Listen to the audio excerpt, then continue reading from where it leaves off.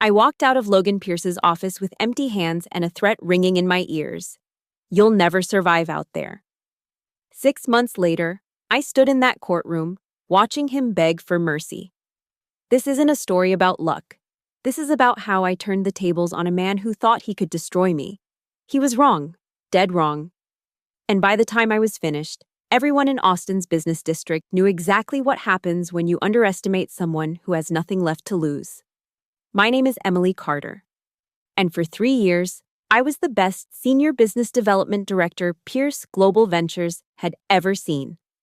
At 34, I'd brought in over $40 million in contracts for Logan's fintech empire here in Austin.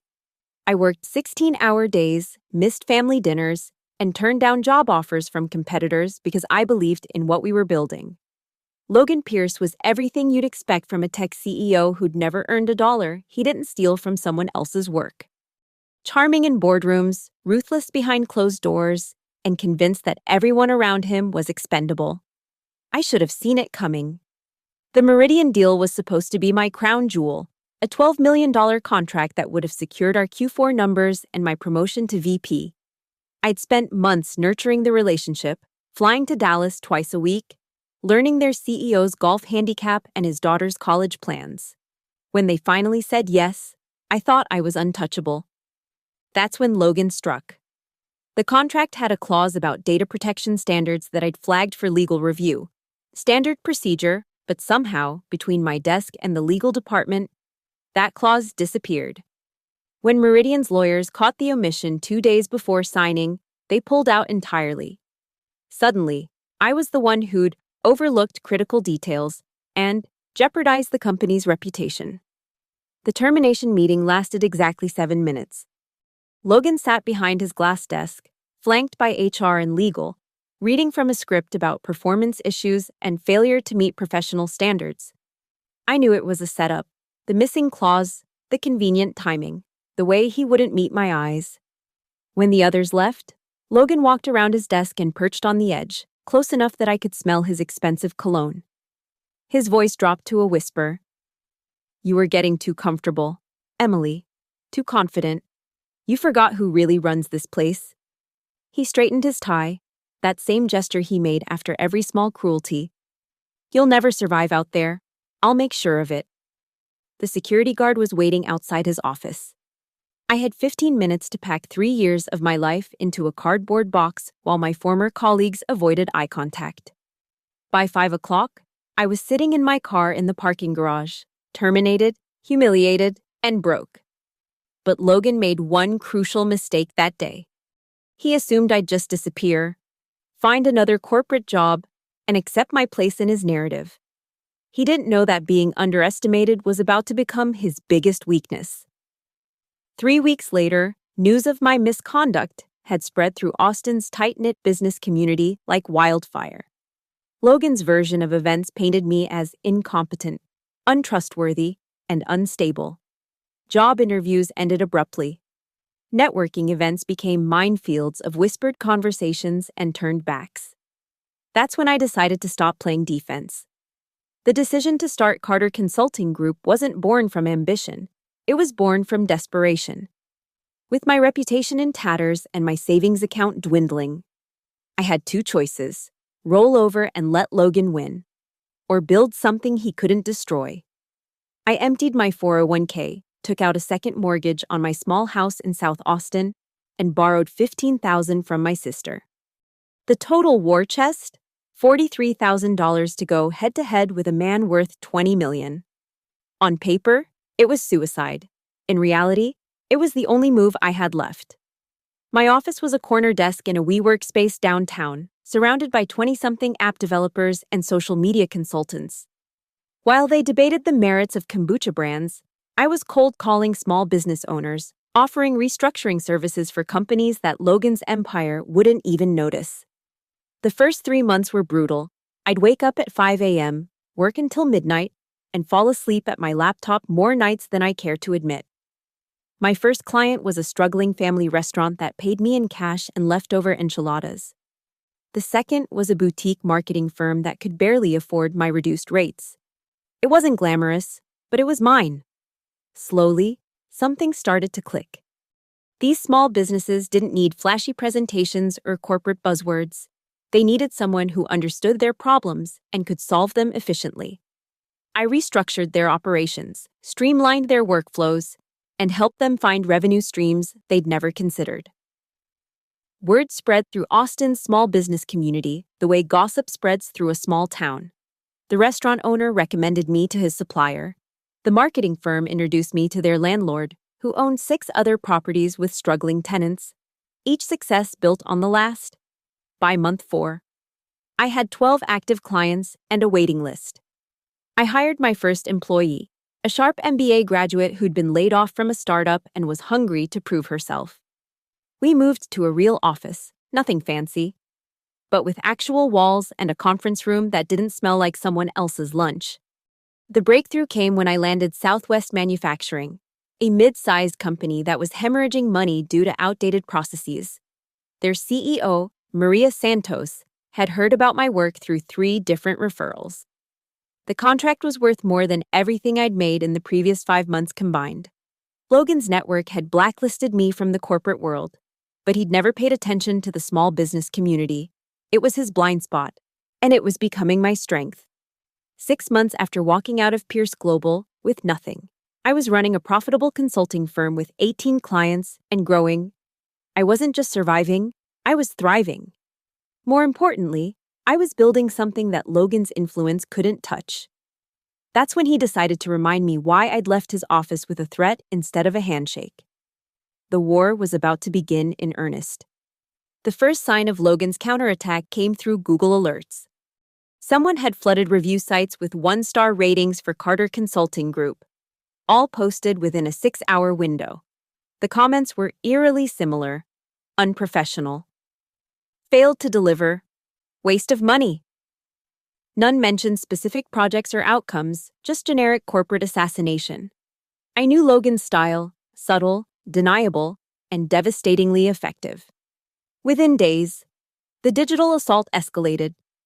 My LinkedIn profile was flooded with connection requests from fake accounts, each one designed to dilute my network's authenticity. Anonymous posts appeared on Austin business forums, questioning my ethics and competence. Someone even created a fake Better Business Bureau complaint, complete with fabricated documentation. But Logan's masterstroke was the legal intimidation. A cease and desist letter arrived at my office, printed on expensive law firm letterhead, claiming I'd violated non-compete agreements and stolen proprietary technology from Pierce Global. The letter was technically baseless. I'd never signed a non-compete, and my consulting methods were entirely my own. But it was designed to terrify potential clients. It worked. Maria Santos called me personally, her voice tight with concern. "Emily, I received some disturbing information about potential legal issues with your company. We need to put our contract on hold until this is resolved." 2 other clients followed suit within hours.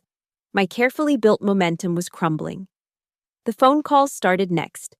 Polite but pointed conversations between Logan's people and my clients' decision-makers. Nothing overtly threatening, just friendly warnings about associating with someone who might be legally compromised. 3 more contracts evaporated overnight. I found myself lying awake at 3 a.m., staring at the ceiling, wondering if I'd made a catastrophic mistake. My savings were nearly depleted, my reputation was under siege, and Logan's machine was systematically dismantling everything I'd built. The breaking point came when I lost the Rodriguez account, a family-owned construction company that had been ready to sign a 6-month contract worth $30,000. The owner, Carlos Rodriguez, was embarrassed when he called to cancel. "Someone from Pierce Global contacted our biggest client," he explained. "They suggested it might be problematic if we worked with you." That night, I sat in my empty office, surrounded by the remnants of my failed rebellion. My assistant had already started looking for other jobs. My sister was dropping hints about maybe it was time to explore other options. Even my own doubts were creeping in. But somewhere between the second glass of wine and the third review of my dwindling bank account, something shifted. Logan wanted me to break. He expected me to fold, to disappear quietly into corporate obscurity like all his other victims. Instead, I opened my laptop and started typing. If Logan wanted to play dirty, I'd give him a masterclass in warfare. But first, I needed to understand exactly what I was fighting against, and who else might be willing to fight alongside me. The revelation came during what should have been a routine coffee meeting. David Kim, owner of a small tech startup, had reached out about consulting services. But when we met at a cafe near the university, his real agenda became clear. "I heard about what Pierce did to you," he said, stirring his latte nervously. "The same thing happened to my company 2 years ago. Different methods, same result." David's story unfolded like a familiar nightmare. His startup had developed a payment processing app that was gaining traction with local businesses. When Logan tried to buy them out for a fraction of their worth, David refused. Within weeks, their biggest client mysteriously canceled their contract. Their bank questioned their creditworthiness. Suddenly, no one would return their calls. "I had to sell to Logan for practically nothing," David continued. "But here's the thing. I kept copies of everything: emails, recorded phone calls, documentation of the pressure campaign. I never knew what to do with it." That conversation changed everything. I realized Logan hadn't just targeted me, he'd been systematically destroying anyone who threatened his empire. And if David had kept evidence, others might have too. I spent the next month conducting what I called coffee shop intelligence gathering. I reached out to every business owner, entrepreneur, and former Pierce Global employee I could find. The pattern was always the same: initial contact, careful probing, and then the floodgates opening. Sarah Mitchell had run a successful marketing agency until she refused to give Logan a sweetheart deal on a campaign. Within 6 months, anonymous complaints had triggered 3 different regulatory investigations. The legal fees alone nearly bankrupted her. Tom Rodriguez had developed a revolutionary customer relationship management system when he wouldn't license it exclusively to Pierce Global. Mysterious technical issues started plaguing his servers. His biggest client received an anonymous tip about security vulnerabilities that didn't exist. Each conversation yielded not just stories, but documentation, screenshots of threatening messages, recordings of intimidating phone calls, financial records showing the precise timing of Logan's attacks. By the end of month 2, I had assembled a digital war room in my apartment, complete with timeline charts, evidence folders, and a growing network of Logan's victims. The breakthrough came when I connected with Rachel Torres, a former Pierce Global employee who'd been fired for performance issues after questioning Logan's accounting practices. She'd kept detailed records of internal communications, including emails where Logan explicitly discussed strategies for neutralizing competitive threats. "I always knew this day would come," Rachel said, sliding a flash drive across the table. "I just didn't know who would be brave enough to use it." The evidence was damning. Logan had created an entire department dedicated to what he called competitive intelligence, essentially a corporate espionage unit that monitored rivals, gathered personal information, and orchestrated pressure campaigns. The documentation showed a clear pattern spanning 5 years and dozens of victims. But evidence alone wasn't enough. I needed a platform to expose it. And traditional media was risky. Logan had connections at every major business publication in Texas. That's when I remembered Jessica Walsh, a freelance journalist who'd been investigating corporate misconduct for the Austin Business Journal. She'd reached out to me months earlier, sensing a story in my rapid termination from Pierce Global. I called Jessica on a Thursday afternoon, my voice steady despite the adrenaline coursing through my veins. "I have a story for you, but we need to be strategic about timing." As I outlined my plan, Jessica's excitement was palpable. "This isn't just about you anymore, Emily. This is about exposing a pattern of corporate bullying that's been destroying Austin's business community for years." She was right. Logan had made this personal when he threatened me in his office. But now it was bigger than personal. It was about justice for every entrepreneur he'd crushed, every dream he'd destroyed, every small business he'd suffocated. The war was about to go public, and Logan had no idea what was coming. The trap was elegantly simple. I reached out to Marcus Webb, CEO of Web Industries, a mid-sized manufacturing company that had been courting Pierce Global for months. Marcus was Logan's type, successful enough to be valuable, small enough to be controllable. Perfect bait. I pitched Marcus on a comprehensive operational audit, deliberately scheduling our meetings at high-profile restaurants where Logan's network would notice.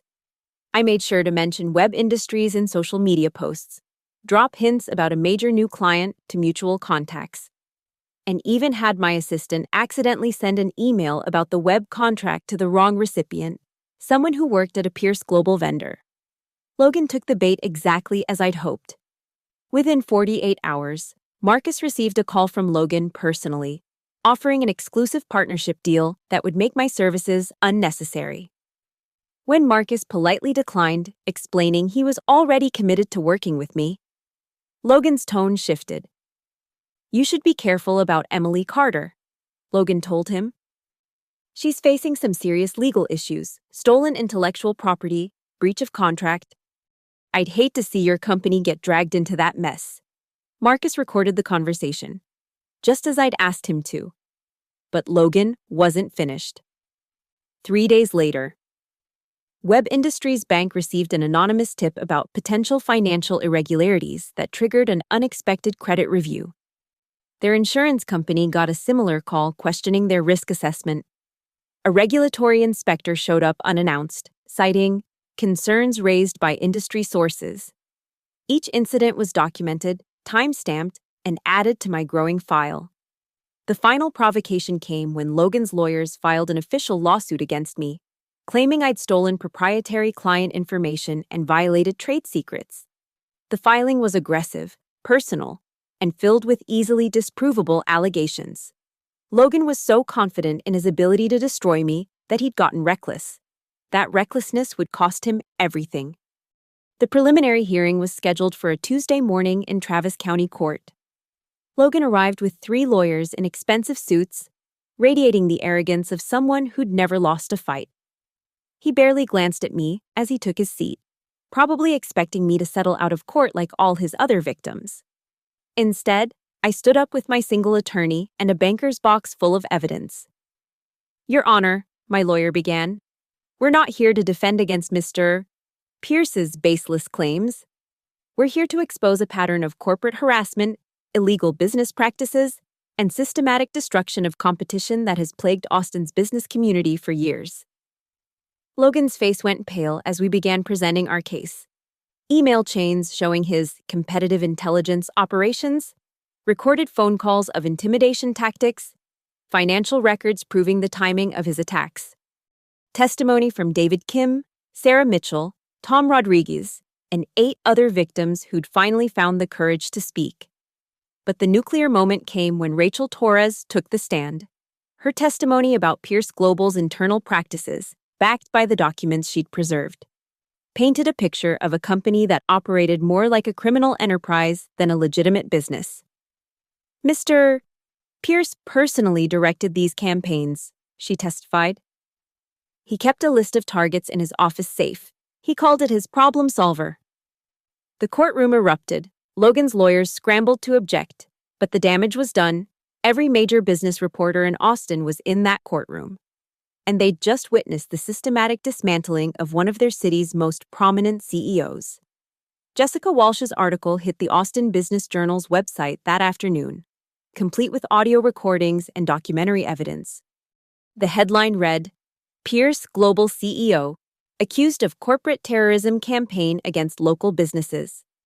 By evening, the story had been picked up by the Houston Chronicle, Dallas Morning News, and Texas Tribune. Logan's phone was ringing nonstop, but now it was reporters, not clients. The judge ruled in my favor on every count, ordering Logan to pay damages and issuing a restraining order preventing further harassment. But the real victory wasn't the legal judgment. It was watching Logan's empire crumble in real time as clients canceled contracts and investors pulled funding. Justice had finally arrived, and it was more satisfying than I'd ever imagined. The aftermath was swift and brutal. For Logan, not me. Pierce Global's stock price plummeted 30% in the first week after the story broke. The SEC announced an investigation into the company's business practices. 3 major clients terminated their contracts, citing reputational concerns. Logan's board of directors called an emergency meeting that ended with his resignation as CEO. But the real satisfaction came from watching the dominoes fall throughout Austin's business community. Companies that had been intimidated into silence for years suddenly found their voices. The Texas Attorney General's office opened a broader investigation into corporate harassment practices. Logan's competitive intelligence department was disbanded, and 2 of his lieutenants were indicted on federal charges. As for me, Carter Consulting Group exploded overnight. The media attention brought inquiries from across Texas and beyond. Companies that had been afraid to work with me before were now eager to associate with the woman who'd taken down Logan Pierce. Maria Santos called personally to apologize and reinstate our contract. Carlos Rodriguez not only rehired me, but recommended me to his entire network. Within 6 months, I had 43 active clients and a team of 12 consultants. I moved into a proper office building downtown, complete with a conference room that overlooked the Pierce Global headquarters, though Logan was no longer inside to see it. The sweet irony? Many of my new clients were small businesses that had been terrorized by Logan's machine. They came to me not just for consulting services, but because they knew I understood what it felt like to have someone try to destroy your dreams. I'd built my success on the wreckage of his empire. Logan tried to rebuild, starting a new venture capital firm with what remained of his reputation. It lasted 8 months before his investors pulled out, spooked by the ongoing legal battles and negative publicity. Last I heard, he'd moved to Dallas, where nobody knew his story yet. I never gave that media interview everyone expected, never wrote a tell-all book or appeared on podcasts to rehash the details. When reporters asked for my thoughts on Logan's downfall, I kept my response simple. Don't threaten people you've underestimated. The truth is, I didn't need to gloat. Success was its own revenge. Today, Carter Consulting Group is one of Austin's fastest-growing firms. We specialize in helping small businesses navigate challenges and grow strategically. Exactly the kind of work Logan's empire used to crush. Every client we help, every business we save. Every entrepreneur we empower is another victory over the bullies who think they can destroy people's dreams. Logan Pierce taught me an important lesson that day in his office. Sometimes the best revenge isn't getting even. It's getting better. And I got much, much better. Thank you for listening to this story of corporate warfare and ultimate justice. I'd love to hear from you. Where are you listening to this from? Please leave a comment below, subscribe to the channel, and share your thoughts about workplace bullying and standing up to powerful people who abuse their positions. Your engagement helps these stories reach others who might need to hear them.